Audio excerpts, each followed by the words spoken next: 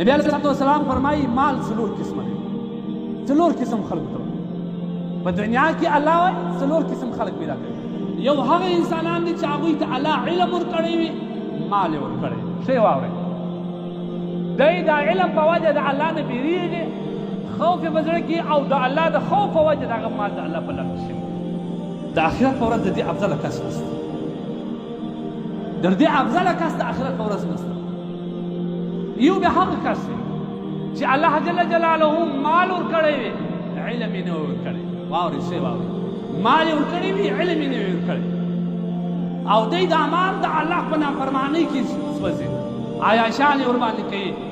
او دغه د کم فسق او فجور ورباندې کوي، پر غلطو لار باندې استعمالوي، ظلم ورباندې کوي، فخر باندې کوي، ریا ورباندې کوي، تکبر ورباندې کوي. د دغه کس عذاب به تر ټولو سخت وي. د دې کس لپاره تاسو زموږ علاقه وګورئ، زموږ مسلمانان وګورئ، ټول په دې اخته دي. چاته چې الله مال ورکړي هغه مغرور وي، تکبر وي او مسکین ته په نظر باندې نه ګوري، د الله جل جلاله فریضه پر سر نه بولي. لمونځ هم دی پرېږدي خو د مال، جماعت هم دی پرېږدي خو مال پیدا کړی. ای غرور مه کوه، غرور مه کوه. غرور فرعون کوي کم یې انجام سو، غرور حامان کوي کم یې انجام سو، غرور قارون کوي چې خانې د خزانې چابیان په زرګونو اوښانو نن وړلی، دومره مال الله ورکړی و. نن قارون چیش دی تر اوسه پورې عادي په دغه باندې ځمکه باندې روان دی. د انسان سره غرور نه ښایي، د انسان سره تکبر نه ښایي. دا د انسان لپاره لومړی هلاکت. یو بیا هغه مال دی، یو بیا هغه قسم انسان چې الله علم ورکړی وي، مال یې نه ورکړي، او دی وایي چې الله کاشکې تا ما ته علم مال راکړی وای، نو ما به ستا په لار کې داسې شیندلی وای، داسې به مې مسکینانو ته ورکړی وای، داسې به مې مدارس په آبادي کړي وای، دا به مې کړي وای، دا به مې. الله وایي که څه مې هم مال نه دی ورکړی، د ده و د هغه کس رتبه به یې وایي، خالي په سوچ او فکر باندې. او واورئ کسان چې د خدای نه مال غواړي، دغه سوچ کې وږي، پر دغه سوچ باندې الله اجر درکوي. څلورم کس هغه دی چې الله نه علم ورکړی نه مال ورکړی، د ده سوچ دا وي ای الله که تا ما ته مال راکړې زه به پلانکۍ موټر رانیسم، پلانکۍ عیاشي به کوم، پلانکۍ رقم مېلمانه به کوم، پلانکۍ رقم فسق به کوم، په ودو کې به دا رقم کوم، به کوم، تکبر به کوم، غرور. الله وایي چې مال یې نه دی ورکړی هم دی د هغه کس سره ولیکل شوي. انما الاعمال بالنیات،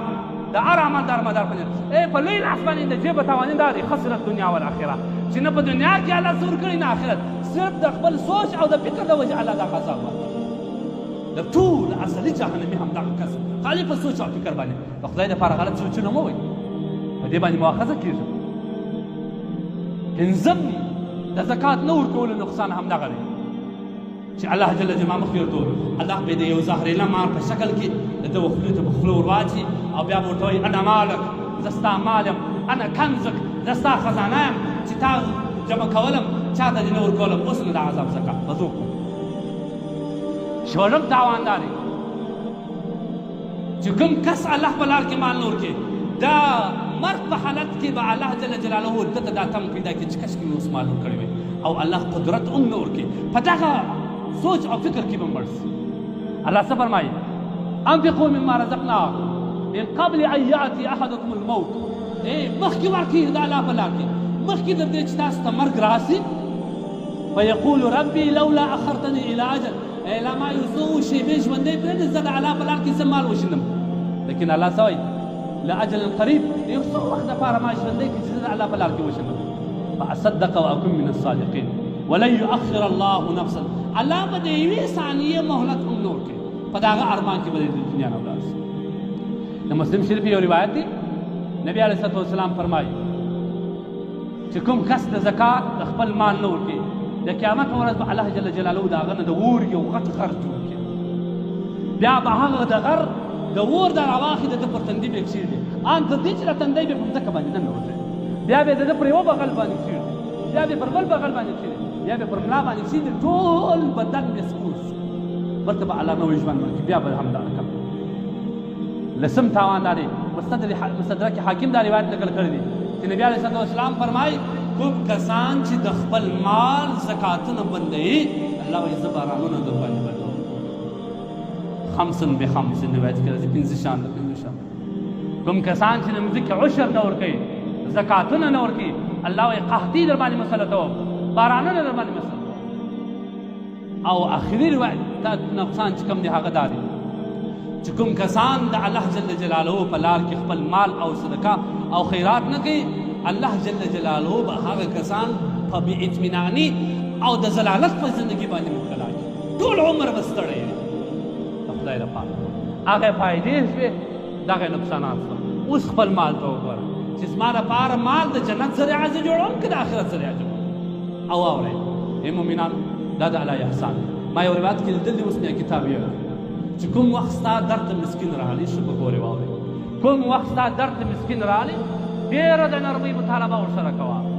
الله څه فرمایي الله وایي زما دومرې پراخ درد دی زما دومرې پراخ مملکت دی زما دومرې پراخ رزق دی ما ستا د ازمایش دپاره د خپل در نه وشړی ستا درد مې راغلی چې بنده ته څه ورسره کوې ته په بد الفاظ جواب ورکوې ته د ځان نه رټې ته ښکنځل ورته کوې او که په نرمه طریقه باندې جواب ورکوې یا څه ورکوې دا د ازمایش ذریعه ده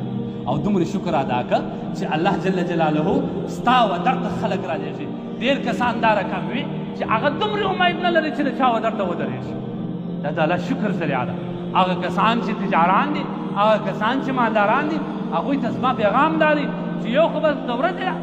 اته رکعاته د سجدې کوي چې الله په دې مبارکه میاشت کې د زما و کور زما و درته کسان ودرول چې زه ستا مال ورکړم او ما ته هغه اجرونه چې تا په خپل قرآن یا د نبي په حدیث باندې بیان کړي دي هغه راکړې کوم کسان چې خپل مسکین د دره وشړي خپل غریب رشي دره وشړي هغه باوجود د چې کوم مال دی هغه